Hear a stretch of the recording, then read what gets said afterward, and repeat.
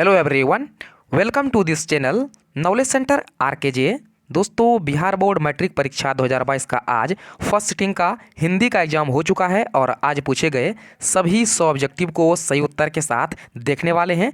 तो आप मिलन कर लीजिएगा आपने कितना सही किए हैं और वीडियो के अंत में कमेंट भी कीजिएगा। दोस्तों, मेरे पास जो है सेट कोड डी है, तो अगर पास कोई दूसरा सेट है तो आपको चिंता नहीं करना है, क्योंकि जितना भी क्वेश्चन रहता है सब क्वेश्चन सेम ही रहता है, सिर्फ उसका नंबर चाहिए रहता है। तो आप आराम से वीडियो को रोक करके मिला लीजिएगा आपने कितना सही किए हैं। तो दोस्तों, बिना टाइम वेस्ट किए वीडियो को स्टार्ट करते हैं।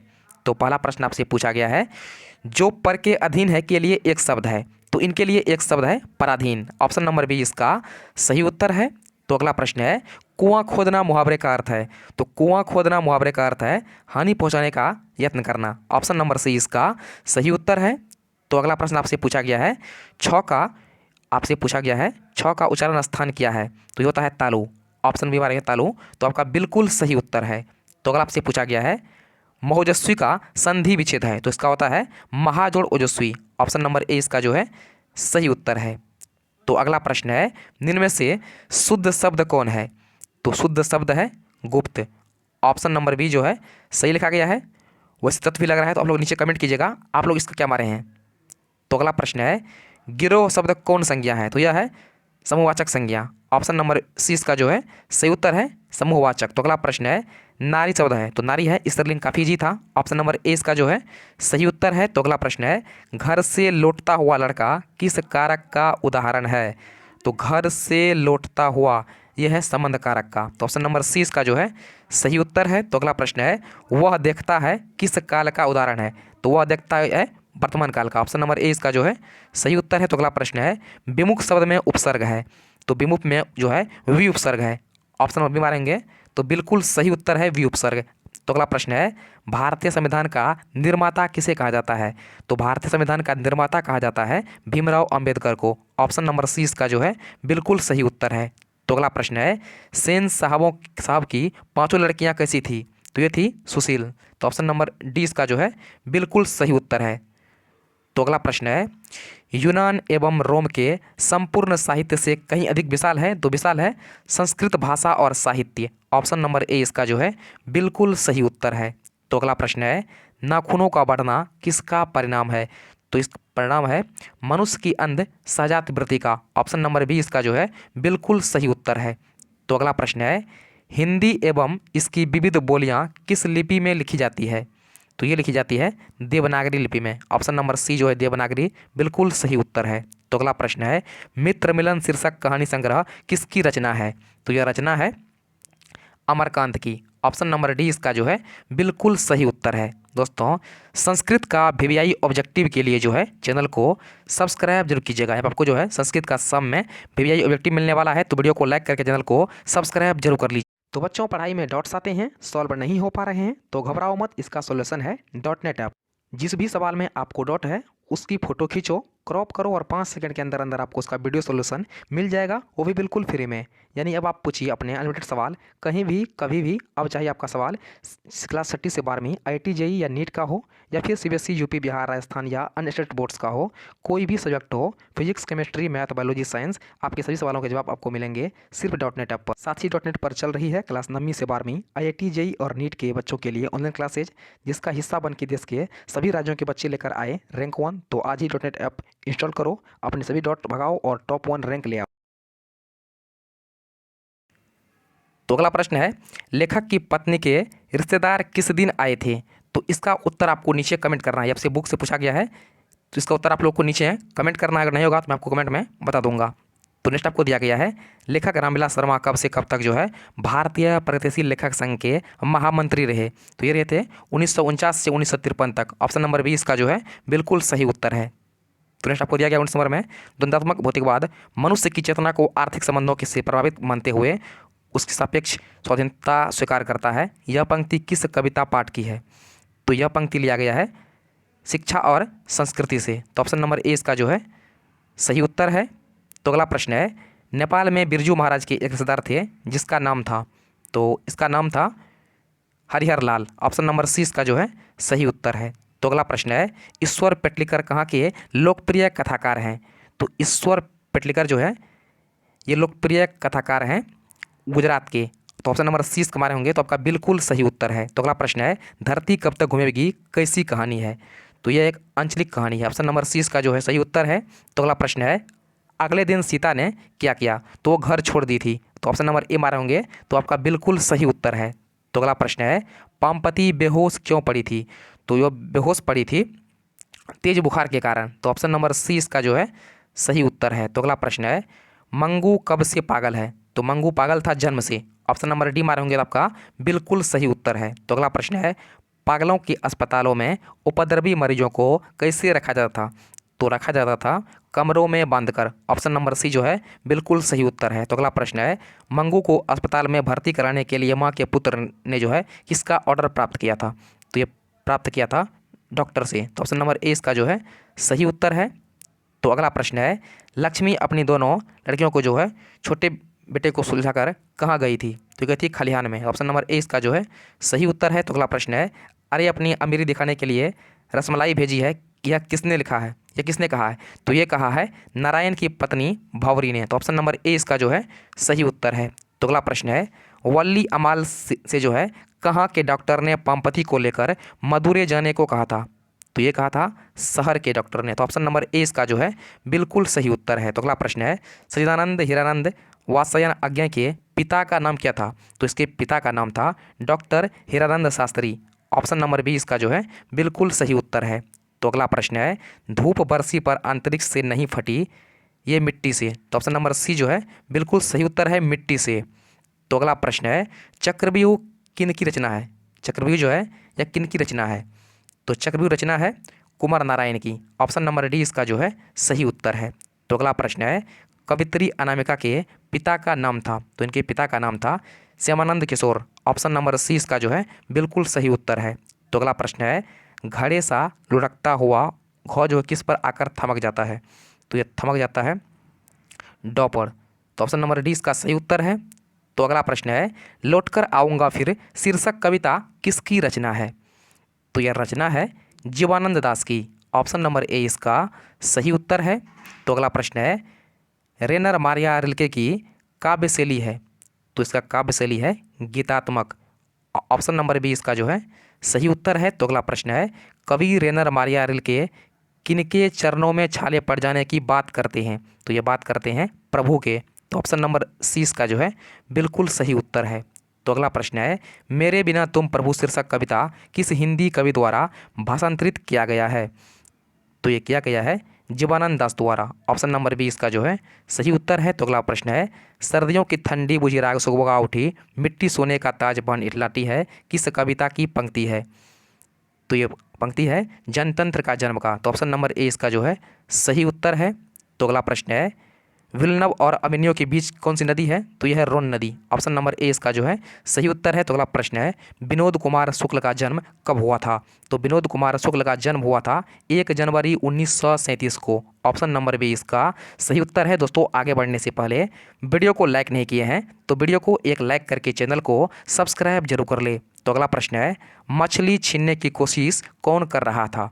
तो ये कर रहा था संतु। ऑप्शन नंबर डी इसका जो है सही उत्तर है। तो अगला प्रश्न है ड्योढ़ी पर आलाप शीर्षक काव्य संग्रह जो है किसकी रचना है।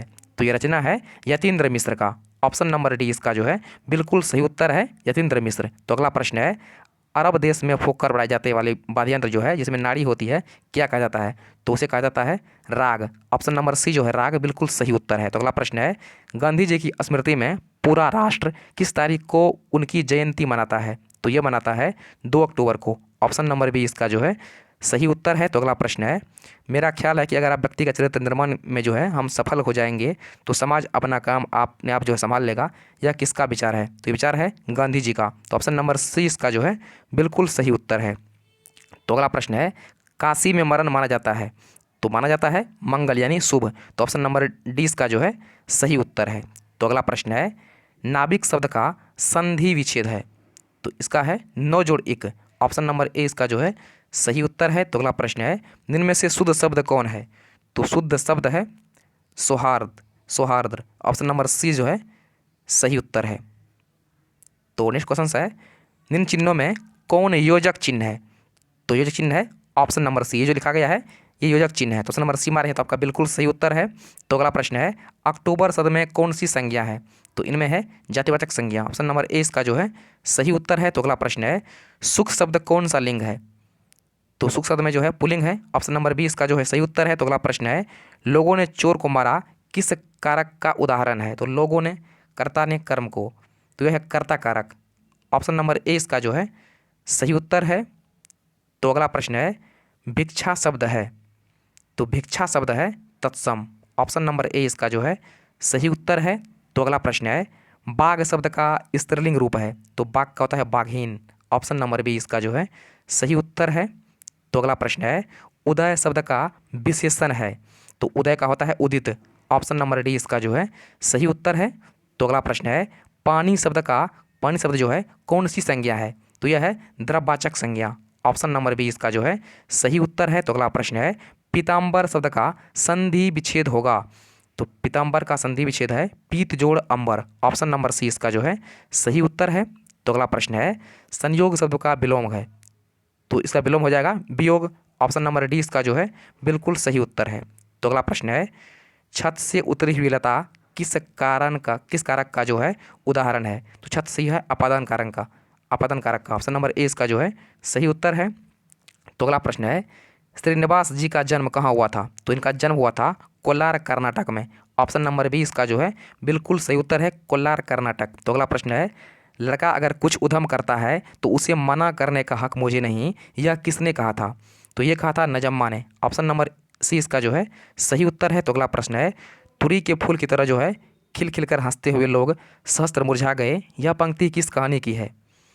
तो यह पंक्ति जो है ये ली गई है धरती कब तक घूमेगी सी। तो ऑप्शन नंबर ए इसका जो है सही उत्तर है। तो अगला प्रश्न है बारी बारी से गाँव के लड़के किसकी निगरानी कर रहे थे? तो निगरानी कर रहे थे दलई बांध की। ऑप्शन नंबर ए इसका जो है सही उत्तर है। तो अगला प्रश्न है मंगू की माँ अस्पताल के लिए किसकी उपमा देती थी? तो उपमा देती थी गौशाला की। तो ऑप्शन नंबर ए इसका बी इसका जो है सही उत्तर है। तो अगला प्रश्न है गुरु नानक की रचनाओं का संग्रह किसने किया? तो उसकी संग्रह किया था गुरु अर्जुन देव ने। ऑप्शन नंबर डी इसका सही उत्तर है। तो अगला प्रश्न है वाणी कब विष के समान हो जाती है? तो वाणी जो है राम नाम के बिना हो जाती है विष के समान। तो ऑप्शन नंबर ए इसका जो है सही उत्तर है। तो अगला प्रश्न आपसे पूछा गया है कबीर रस खान किस राजवंश में उत्पन्न हुए थे? तो ये उत्पन्न हुए थे पठान राजवंश में। ऑप्शन नंबर बी इसका जो है सही उत्तर है। तो अगला प्रश्न है पीतम नंद किशोर जा दिन ने निंदनी लगियो मन पावन चित चोर पलक ओट नहीं करी सब, यह पंक्ति जो है किस कविता से है? तो यह पंक्ति लिया गया है प्रेम आयनी श्री राधिका से। तो ऑप्शन नंबर सी इसका जो है बिल्कुल सही उत्तर है। तो अगला प्रश्न है घनानंद रचित अत्यंत प्रसिद्ध क्या है? तो अत्यंत प्रसिद्ध है सवैया और घनाक्षरी। ऑप्शन नंबर डी इसका जो है सही उत्तर है। तो अगला प्रश्न है बिरह लीला किसकी रचना है? तो ये रचना है घनानंद की। ऑप्शन नंबर ए इसका जो है सही उत्तर है। तो अगला प्रश्न है बद्रीनारायण चौधरी प्रेमघन की रचनाएं किस नाम से संग्रहित है? तो ये संग्रहित है प्रेमघन सर्वस्व से। ऑप्शन नंबर बी इसका जो है सही उत्तर है। तो अगला प्रश्न है युगवाणी किसकी काव्यकृति है? तो युगवाणी काव्यकृति है सुमित्रा नंदन पंत की। ऑप्शन नंबर सी इसका सही उत्तर है। तो अगला प्रश्न है सुमित्रा नंदन पंत को मानव सौंदर्य की ने जो है किस और आकृष्ट किया था? तो ये किसी क्या था? तो ये क्या था समाजवाद की ओर। ऑप्शन नंबर डी इसका जो है सही उत्तर है। तो अगला प्रश्न है सिंहासन खाली करो की जनता डैश कविता की पंक्ति है? तो ये पंक्ति है जनतंत्र का जन्म का। ऑप्शन नंबर ए इसका सही उत्तर है। तो अगला प्रश्न है जनता शब्द में प्रत्यय है, तो इसमें प्रत्यय है ताप्रत्यय। ऑप्शन नंबर सी इसका सही उत्तर है। तो अगला प्रश्न है देहचोर शब्द में कौन समास है? तो इनमें समास है देहचोर शब्द में जो है कौन समास है? तो यह हो जाएगा द्वंद्व समास। ऑप्शन नंबर सी इसका जो है सही उत्तर है। तो अगला प्रश्न है उसने कहा कि मैं निर्दोष हूँ किस वाक्य का उदाहरण है? तो ये उदाहरण है मिश्र वाक्य का। तो ऑप्शन नंबर ए इसका जो है सही उत्तर है। तो अगला प्रश्न है असुर का पर्यायवाची शब्द है? तो पर्यायवाची शब्द है दानव। ऑप्शन नंबर बी इसका जो है सही उत्तर है। तो अगला प्रश्न है एकता शब्द का विलोम है? तो एकता का विलोम हो जाएगा अनेकता। ऑप्शन नंबर सी इसका सही उत्तर है। तो अगला प्रश्न है जिसके शेखर पर चंद्र हो के लिए एक शब्द है? तो उसके लिए एक शब्द है चंद्रशेखर। ऑप्शन नंबर डी इसका सही उत्तर है। तो अगला प्रश्न है, एक पंथ दो काज मुहावरे का अर्थ है। तो इसका अर्थ है एक कार्य से दो लाभ। ऑप्शन नंबर सी इसका सही उत्तर है। तो अगला प्रश्न है, आटा शब्द है। तो आटा शब्द है पुल्लिंग। ऑप्शन नंबर बी इसका सही उत्तर है।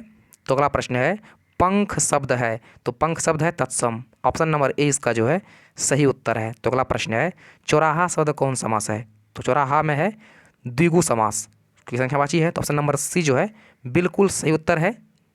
तो अगला प्रश्न है, मैं आप ही चला जाता था किस सर्वनाम का उदाहरण है। तो ये उदाहरण है निजवाचक सर्वनाम का। ऑप्शन नंबर डी इसका जो है सही उत्तर है। तो अगला प्रश्न है, 30 दिन किस विशेषण का उदाहरण है। तो ये उदाहरण है संख्यावाचक विशेषण का। ऑप्शन नंबर बी इसका सही उत्तर है। तो अगला प्रश्न है, परिजन शब्द में उपसर्ग है। तो इसमें उपसर्ग है परि उपसर्ग। ऑप्शन नंबर सी इसका सही उत्तर है। तो अगला प्रश्न है, बढ़िया शब्द में प्रत्यय है। तो इसमें प्रत्यय है या प्रत्यय। ऑप्शन नंबर डी इसका सही उत्तर है। तो अगला प्रश्न है, भाई बहन शब्द में जो है कौन समास है। तो इनमें है द्वंद्व समास। ऑप्शन नंबर बी इसका सही उत्तर है। तो अगला प्रश्न है, कलंक शब्द का जो है विशेषण है। तो इसका विशेषण है कलंकित। ऑप्शन नंबर ए इसका सही उत्तर है। तो अगला प्रश्न है, उसने अपने मित्र की साइकिल खरीदी किस वाक्य का उदाहरण है। तो यह उदाहरण है मिश्र वाक्य का। ऑप्शन नंबर बी इसका सही उत्तर है। तो अगला प्रश्न है, इनमें से कौन शुद्ध वाक्य है। इनमें कौन जो है शुद्ध वाक्य है। तो शुद्ध वाक्य है, तुम्हारी यह कहना मेरे लिए बड़ी बात होगी। ऑप्शन नंबर ए इसका सही उत्तर है। तो अगला प्रश्न है, अयोध्या के राजा दशरथ के 4 पुत्र थे किस पदबंध का उदाहरण है। तो ये उदाहरण है संज्ञा पदबंध का। ऑप्शन नंबर बी इसका जो है सही उत्तर है। तो अगला प्रश्न है, कपड़ा शब्द का पर्यायवाची है। तो कपड़ा का होता है पट। ऑप्शन नंबर सी इसका जो है बिल्कुल सही उत्तर है। दोस्तों, इन सब में से आपका कितना सही हुआ है नीचे कमेंट जरूर कीजिएगा और वीडियो को लाइक करके जो है चैनल को सब्सक्राइब जरूर कीजिएगा। तो फिलहाल इतना ही, मिलते हैं नेक्स्ट वीडियो में। तब तक के लिए जय हिंद।